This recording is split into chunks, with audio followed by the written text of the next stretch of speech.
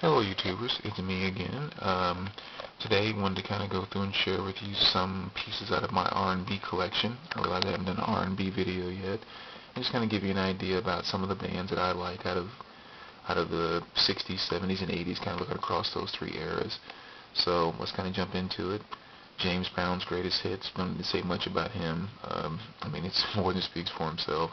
This is an international German pressing that has all of his good stuff on there. Hot Chocolate, they're best known for the song You Sexy Thing. Kind of an odd type group, but had good stuff. And the late great Bo Diddley's greatest hits, 16 all-time greatest hits. Bo Diddley, I think, was a really good mixture between what rock and roll and R&B kind of fused together, and I think he did a really good job of that, and definitely miss him.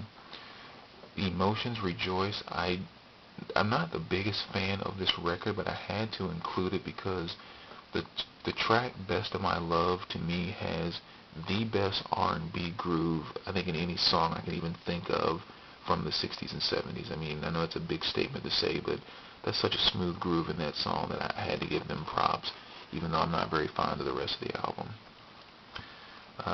Aretha, of course, Queen of Soul. We got to include her in any type of R&B talk that we might have. So her catalog more than speaks for itself, as well as Al Green, Still in Love with You. Same deal, speaks for himself. Now this is someone that maybe some of you haven't heard of, Louis Jordan. I initially found out about Louis because I'm a huge Ray Charles fan, and through reading some stuff about Ray Charles, realized that Louis Jordan was a huge influence on him. So when I had a chance to kind of go back and check out Louis Jordan stuff, you really can kind of hear where Ray Charles got a lot of his influences as far as his style from, because a lot of it is carried in what Louis Jordan was doing long before Ray Charles came along. So if you're a big Ray Charles fan, make sure you check him out. This is the 2 LP set of Otis Redding's greatest hits. Once again, probably one of the top 5 greatest R&B superstars of all time, and he kind of goes without saying. Sly and the Family Stone, greatest hits. This song for song is one of the best funk records ever. Thank You for Letting Me Be Myself, I Want to Take You Higher, Hot Fun in the Summertime, Everyday People, Dance to the Music, Sing a Simple Song. It just doesn't get any better than that.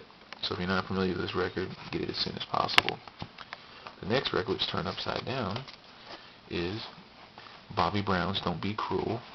And this is, kind of moving into the 80s R&B now. This was a really good record because, I mean, if you kind of look at the tracks that were even on this record, I mean, we talk about Don't Be Cruel, My Prerogative, Roni, Rock With You. Then we have Every Little Step. I mean, those are all really, really big hits back in the 80s. So definitely give Bobby some props. He put together a really good record there. Cameo, another very interesting group from the mid-80s, one of my favorite groups from the mid-80s. This is a group that kind of did their own thing. They had a lot of wacky things that they put together, and when it all came together, it made something really kind of special. And I have a number of their albums, and this is probably my favorite one because it has the song Attack Me With Your Love and Single Life, which are probably my 2 favorite Cameo songs. But good representation of what's going on in the 80s. Morris Day, former lead singer at the time. This is one of his solo albums, which probably had his 2 biggest hits in the 80s was Color of Success and Oak Tree. Ronnie, Bobby, Ricky, and Mike, along with Ralph, New Edition. The guys outside of the Jackson 5, but in the 80s to 90s, the guys that really started the whole boy band thing long before your NSYNCs and your Backstreet Boys and New Kids on the Block and all that stuff. These are the guys that really started it all. Gap Band, these are one I refer to as the Funk Meisters of the 80s. The guys that kind of brought the funk of the bass guitar really back into also got the pop sound of the 80s and made really, really good stuff. So I have a lot of their pieces and hits like The Party Train and Burn Rubber on Me. I mean, a lot of really good stuff.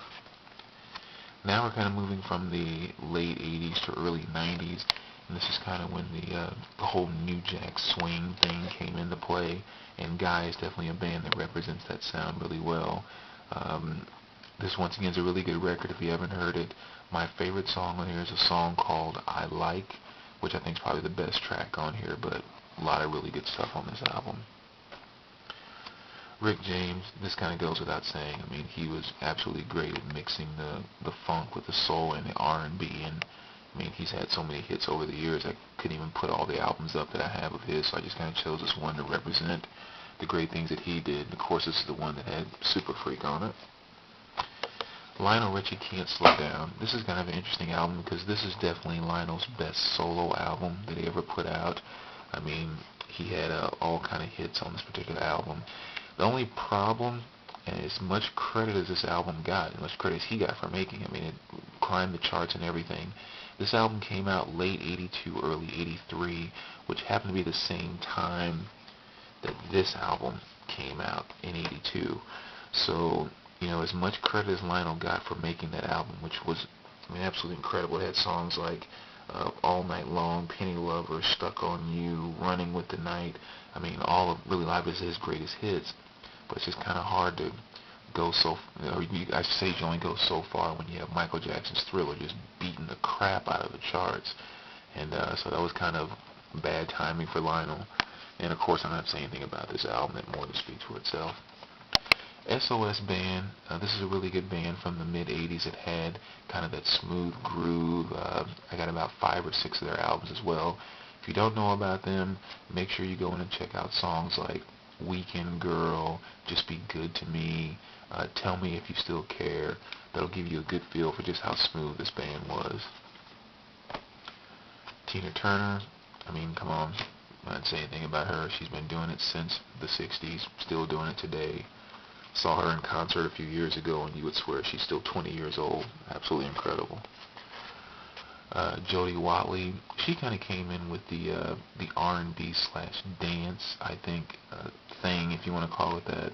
But this is a really good debut album after she split from Shalimar, which was another group that she made a number of good records with throughout the early 80s. But, you know, with Don't You Want Me and a number of the hits like that, I mean, she put out a really, really good debut album, so that was good. Now this is Zap. The reason I put this album in here is because this album contains a song, More Bounce to the Ounce, which in my book is the funkiest song ever written, period. And I think one thing that really backs that up is if you don't know that song, if you go in and listen to it, you'll realize that, I mean, I would literally say you could easily find 50, 60, or 70 different groups that have sampled that song or have sampled something from Roger and Zapp, especially in the hip-hop and our rap world. I mean, easily you could find well over 100 different groups that have. They just wrote so much good stuff that was pure funk, and I think that's kind of one way that it's been acknowledged that they did is by the sheer number of people that sample them. Soul to Soul, once again, early mid-'90s when kind of the you know, Back to Africa type R&B insertion was done, and I think Soul to Soul did a real good job of it, along with groups like Arrested Development and so forth. So once again, some really good stuff there. Now this guy here, I'm not going to try to pronounce his name because I'm still not 100% sure how, but I heard this record and really liked it because it's kind of a new R&B artist that's really gone back to the sounds and the feel of the 60s and 70s, or say maybe the 60s Motown type sound. So none of that, you know, ripping your shirt off trying to sing all crazy. He's actually gone back to the smoothness of the Motown R&B. So if you like that sound, this is a new artist. Definitely check him out. John Legend, another guy who, from an R&B perspective, I think has really kind of made his own groove and kind of done something a little bit different. And I really like that about him, so I want to make sure I give him credit in here. Anthony Hamilton, exact same way, has kind of gone his own route and gone back to the smoothness of R&B, so I really like that about him. And the last person I want to talk about here is Mary J. Blige. One of the reasons I really tend to like her a lot and wanted to include her in this list, she's one of the few artists I feel that is really true to herself. I don't see her playing the Mary J. Blige character or anything of that nature. She seems very real. Her music comes across that way, and I love her for that. But that's my R&B collection, guys, and thanks again for tuning in.